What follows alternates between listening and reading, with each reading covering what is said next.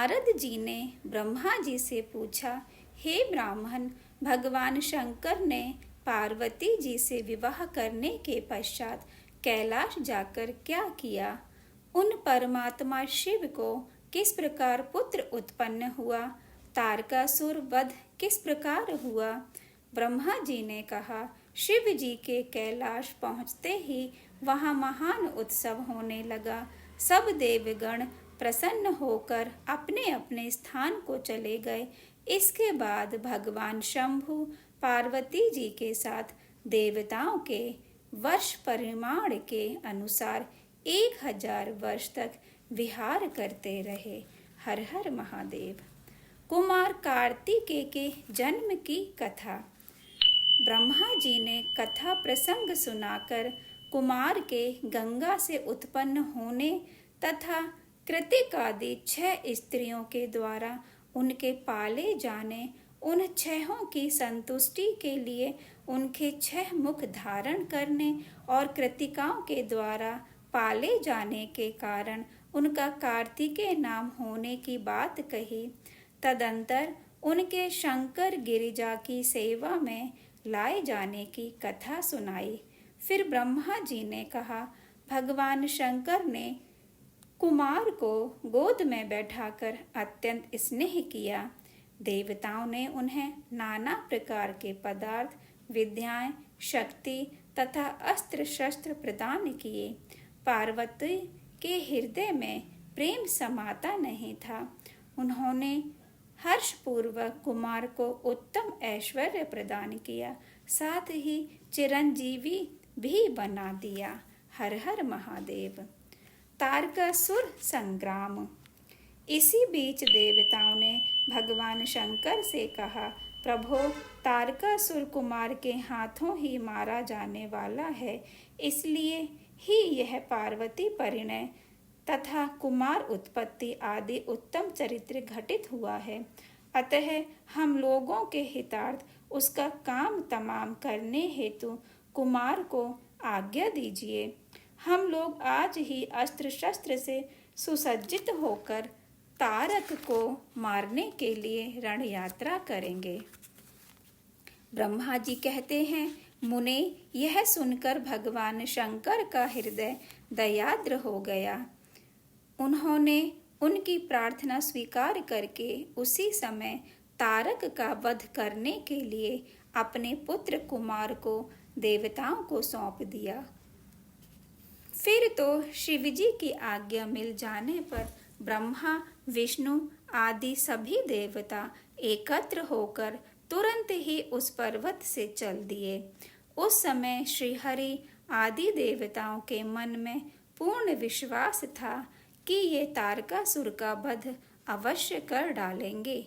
वे भगवान शंकर के तेज से भाषित हो कुमार के सेनापतित्व में तारक का संहार करने के लिए रणक्षेत्र में आए। उधर महाबली तारक ने जब देवताओं के इस युद्धोद्योग को सुना तो वह भी एक विशाल सेना के साथ देवों से युद्ध करने के लिए तत्काल ही चल पड़ा।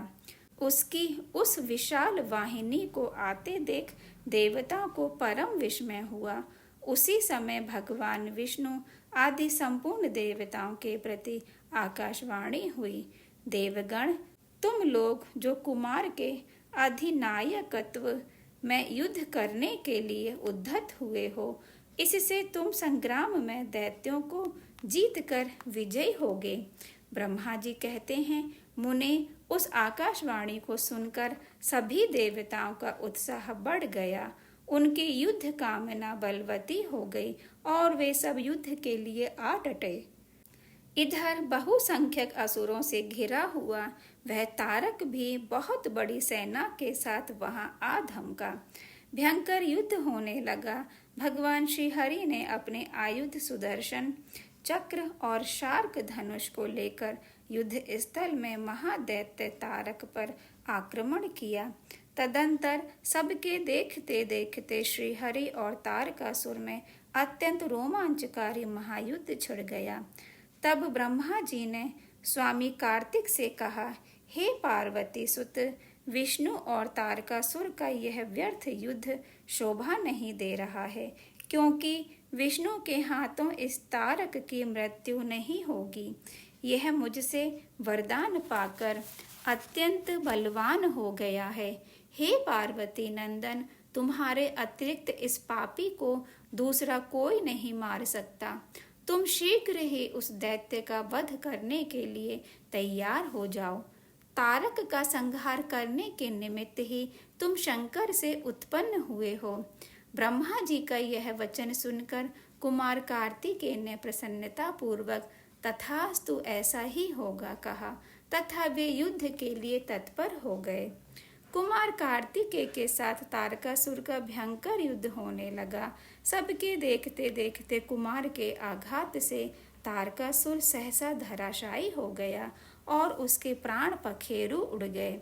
महाबली दैत्यराज तारक के मारे जाने पर सभी देवता आनंद मग्न हो गए।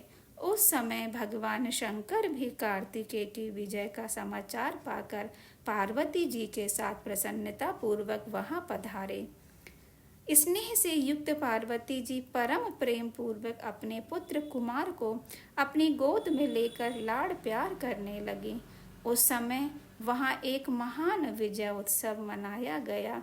देवताओं ने पुष्प वर्षा की। तत्पश्चात भगवान रुद्र जगत जननी भवानी के साथ अपने निवास स्थान कैलाश पर्वत को चले गए। इधर सभी देवताओं ने शंकर नंदन कुमार का स्तवन करते हुए निवेदन किया, हे कुमार, आपने असुर राज तारक को मारकर हम सबको तथा चराचर जगत को सुखी कर दिया है। अब आप अपने माता पिता पार्वती और शंकर जी का दर्शन करने के लिए शिव के निवास स्थल कैलाश पर चलने की कृपा करें। तदंतर सब देवताओं के साथ कुमार स्कंद शिव जी के समीप कैलाश पहुंच गए। वहां शिव शिवा के साथ सबने बड़ा आनंद मनाया। देवताओं ने शिव जी की स्तुति की। शिव जी ने उन सबों को वरदान तथा अभयदान देकर विदा दिया। हर हर महादेव। भगवान गणपति के जन्म की कथा। नारद जी बोले, प्रजानाथ, मैंने स्वामी कार्तिक के सब वृतांत तथा उनकी उत्तम कथा सुन ली। अब गणेश का उत्तम चरित्र सुनना चाहता हूँ। ब्रह्मा जी बोले, हे नारद, एक समय पार्वती के मन में ऐसा विचार आया कि मेरा कोई एक ऐसा सेवक होना चाहिए जो परम शुभ, कार्य कुशल और मेरी ही आज्ञा में तत्पर रहने वाला हो। यूं विचार कर पार्वती देवी ने अपने शरीर के मैल से एक ऐसे चेतन पुरुष का निर्माण किया जो संपूर्ण शुभ लक्षणों से संयुक्त था। देवी ने कहा, तात, तुम मेरे पुत्र हो, मेरे अपने हो, अतः तुम मेरी बात सुनो। आज से तुम मेरे द्वारपाल हो जाओ। मेरी आज्ञा के बिना कोई भी हठपूर्वक मेरे महल में भीतर प्रवेश ना कर पाए, चाहे वह कहीं से भी आए, कोई भी हो। ब्रह्मा जी कहते हैं, यूं कहकर पार्वती जी ने गणेश के हाथ में एक सुंदर छड़ी दे दी और गणराज को अपने द्वार पर स्थापित कर दिया तथा सखियों के साथ स्वयं स्नान करने लगी। इसी समय भगवान शिव द्वार पर आ पहुँचे।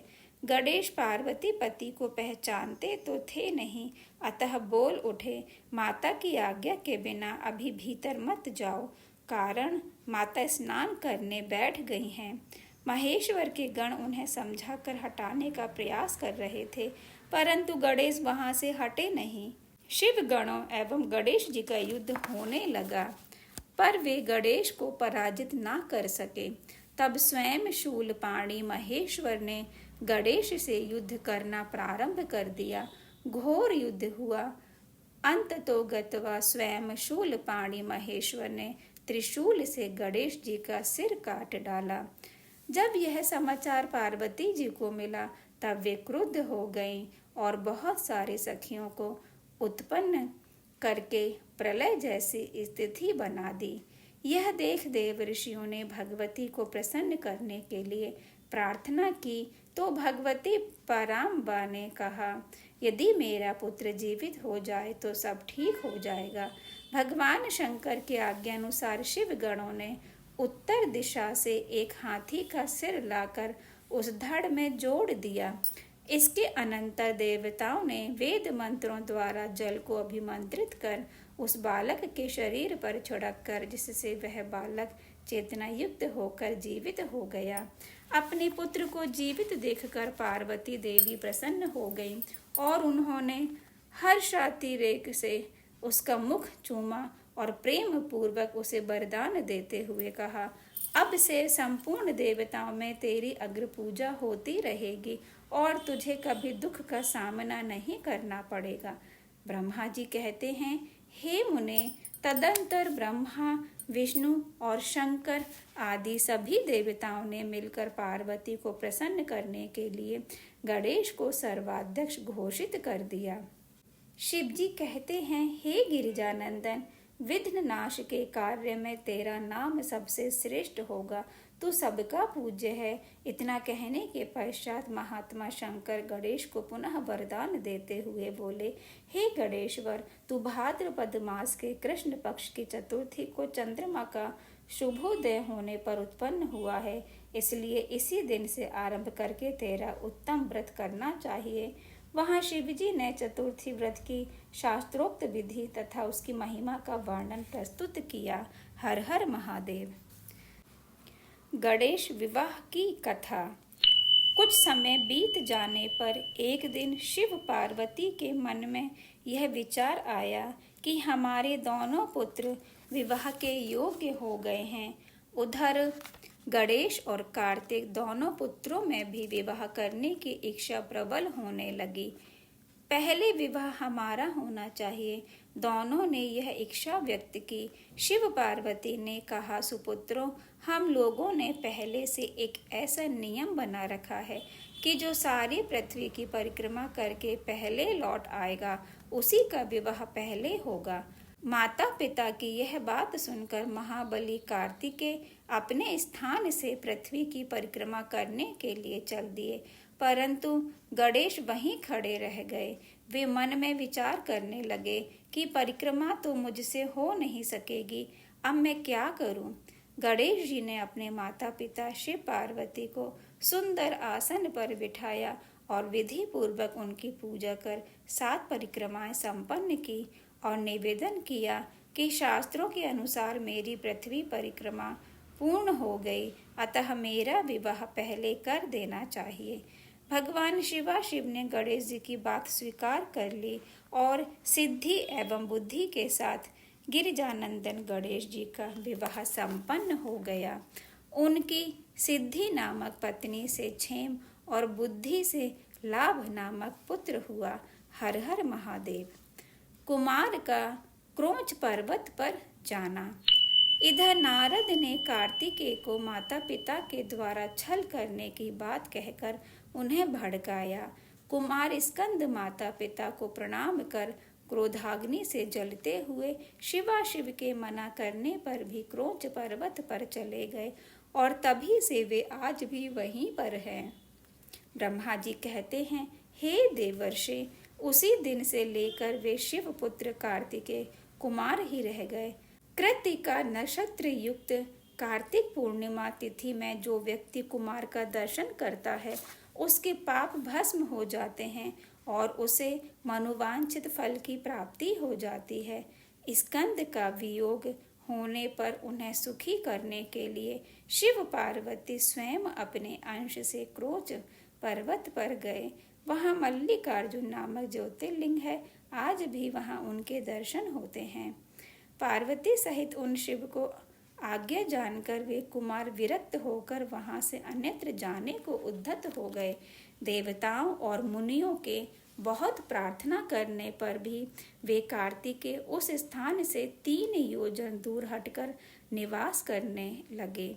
हे नारद, पुत्र के स्नेह से आतुर वे दोनों शिवाशिव कुमार के दर्शन के लिए पर्व पर वहां जाते रहते हैं। अमावस्या के दिन वहां शिवजी स्वयं जाते हैं और पूर्णिमासी के दिन पार्वती जी निश्चित रूप से वहां जाती हैं। हे मुनीश्वर, आपने कार्तिकेय और गणेश का जो जो वृतांत पूछा वह श्रेष्ठ वृतांत मैंने वर्णित किया। इस प्रकार रुद्र संहिता का चतुर्थ कुमार खंड पूर्ण हुआ। हर हर महादेव। श्री राधा श्याम।